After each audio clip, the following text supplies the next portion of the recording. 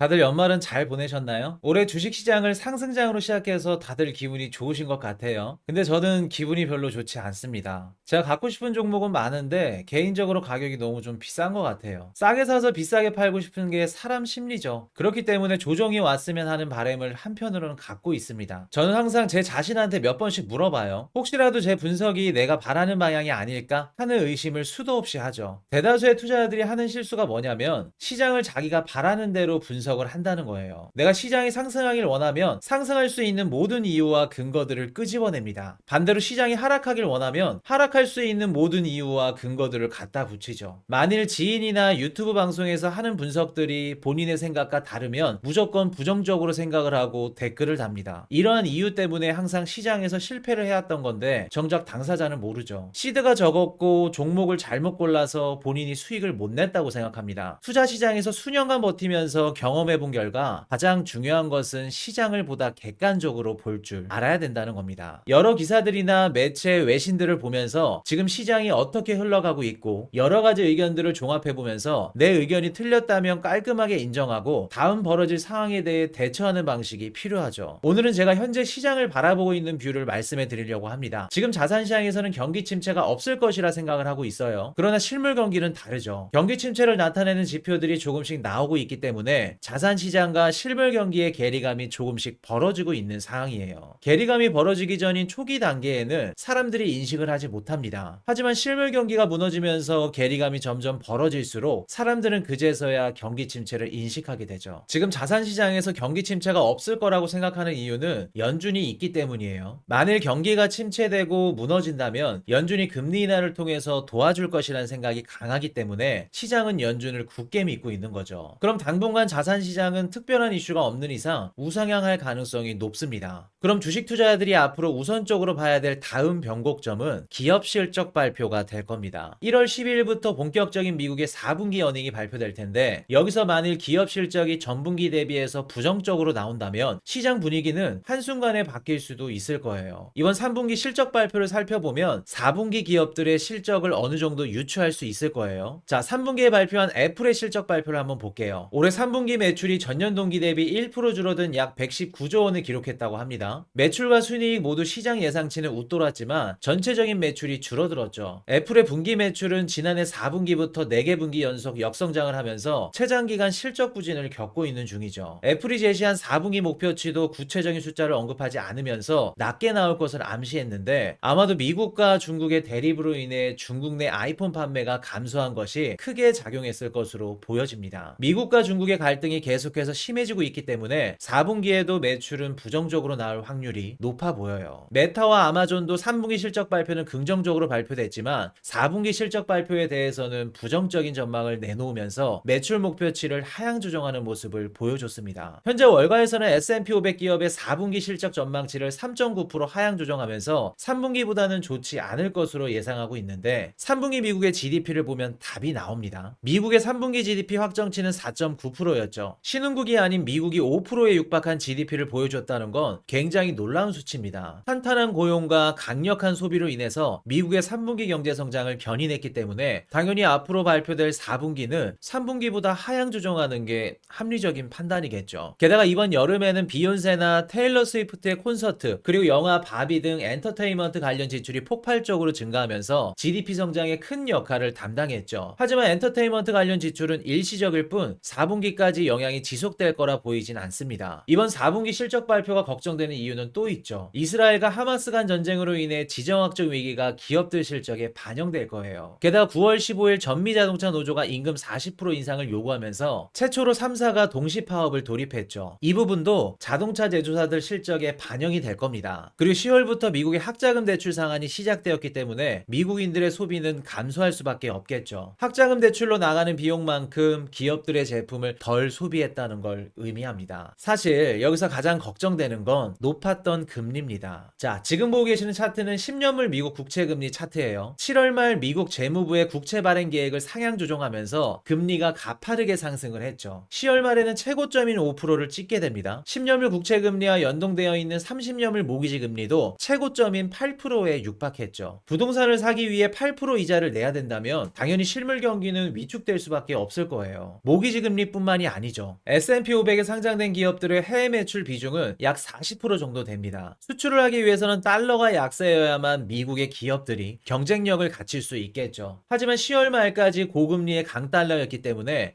미국의 수출 기업들은 상대적으로 경쟁력도 뒤떨어졌을 거고 수출량도 감소할 것으로 보여집니다. 그리고 현재 채권 시장은 올해에만 금리 인하를 6, 7회 정도 선반영하고 있기 때문에 시장은 너무 가열된 상태예요. 만약 물가가 다시 반등하거나 고용지표가 좋게 나온다면 금리 인하 횟수를 낮춰야 될 겁니다. 그렇게 되면 시장의 조정이 올 가능성이 높아지는 거죠. 그리고 우리가 올해 지켜봐야 할 부분은 AI 이슈죠. 작년에는 AI 이슈로 시장이 크게 상승을 했고 2024년도 시장에서는 온디바이스 AI를 기대하고 있는 상황이죠. 하지만 온디바이스 AI 제품들이 시장의 기대치만큼 충족을 시켜주지 못한다면 AI 관련 기업들이 조정을 받을 가능성도 열어놔야겠죠. 게다가 중반기를 넘어서면 AI가 노동자들의 일자리를 대체하면서 고용시장이 크게 위축될 가능성도 존재합니다. 그렇게 되면 실업률이 급등하는 모습을 보시게 될 거예요. 자, 이 표를 보시면 회색 세로축이 경기 침체를 나타냅니다. 그리고 노란색 선이 실업률을 나타내고요. 보시면 경기 침체 직전에 항상 실업률은 최저점을 기록하죠. 그러다 경기 침체에 접어들면 어김없이 실업률이 급등을 하게 됩니다. 올해에도 경기 침체에 접어든다면 낮았던 실업률이 갑자기 급등하는 모습을 보시게 될 거예요. 그럼 객관적으로 지금 증시가 어느 정도 수준인지, 주가가 고평가되어 있는지 저평가되어 있는지 확인을 해봐야겠죠. 자, 지금 보고 계시는 차트는 S&P 500의 PER을 나타낸 차트입니다. 현재 주가를 초록색 선으로 표시를 해놓았는데 역사상 3번을 제외하고 현재 주가가 가장 높은 상태입니다. 닷컴 버블 당시 미친 듯한 유동성과 버블로 인해 폭등을 했고요. 2008년도 전 세계 금융위기를 겪고 나서 회복하기 위해 막대한 유동성을 공급하면서 2010년도에 주가가 폭등을 했죠. 그리고 마지막 코로나 때 양적 완화를 통해서 주가는 폭등을 했습니다. 현재 주가에서 더 상승을 하기 위해서는 앞에서 말씀드린 세 차례처럼 막대한 양적 완화를 해야만 가능할 거예요. 이제 물가를 잡아가는데 지금 양적 완화를 할 수 있을까? 우리가 합리적으로 생각해보면 이미 지금도 주가가 높은 순간이고 물론 여기서 추가 상승은 할 수 있겠지만 큰 틀에 있어서 상승보다는 하락에 베팅을 하는 것이 더 합리적으로 생각이 됩니다. 우리는 선택지가 다양해요. 만일 주식을 내가 보유하고 있다면 익절을 통해서 현금화하는 방법도 있을 거고요. 만일 주식시장이 조정이 온다면 저는 채권도 좋은 선택이라 생각됩니다. 현재 상황에서 금리가 다시 상승해서 시장이 하락할 확률은 상대적으로 적어 보이기 때문에 주식에서 익절을 하셨다면 일정 부분 채권을 담는 것도 괜찮아 보여요. 지금 현금 들고 계신 분들은 올해 조정장이 올 때 미리 준비하셔서 열심히 주우셔야 됩니다. 올해는 기회를 어떻게 잡느냐에 따라서 수익률이 천차만별 나눠질 거예요. 다들 2024년도 목표는 세우셨나요? 아직 목표를 안 세웠다면 한 가지 추천해 드릴게요. 내가 2023년도에 투자 시장에서 손실을 받거나 수익이 나지 않았다면 메모장에다가 왜 손실을 받는지에 대해 쓰는 겁니다. 작년에 잘못했던 내용들을 정리해 놓고 투자할 때마다 되새기면서 똑같은 실수를 반복하지 않으려고 노력하는 겁니다. 학교에서 공부 잘하는 애들 특징이 바로 오답 노트죠. 본인이 틀린 부분들을 계속해서 체크하면서 넘어가면 다음에 비슷한 문제가 나와도 실수를 반복하지 않게 됩니다. 투자도 마찬가지죠. 올해 나만의 투자 오답 노트를 만들어 보는 건 어떨까요? 새해 복 많이 받으시고 2024년도에도 좋은 정보 전달할 수 있도록 노력하겠습니다. 다음이 더 기대되는 좋은 정보로 찾아뵙겠습니다.